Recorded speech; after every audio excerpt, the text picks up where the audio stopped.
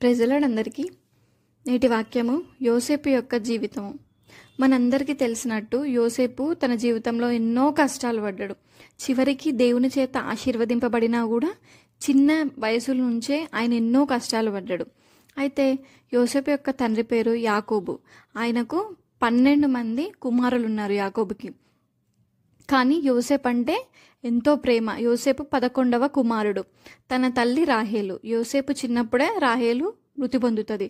అందుకు యోసేపు మరియు అతని తమ్ముడు తన తండ్రి యొక్క భార్యలైన జిల్ఫా మరియు బిల్హా యొక్క కుమారులతోని పెరుగుతారు. అట్లా పెరిగినా కూడా ఆయనకి తన తండ్రికి యోసేపు అంటే ఎంతో మంచి ప్రేమ. ఆయన అంటే చాలా ఇష్టం. ఇది తెలుసుకున్న కుమారులందరికీ ఆయన అంటే కోపం. యోసేపు అంటే కోపం. మనకంటే మన తండ్రి వాడిని ఎక్కువ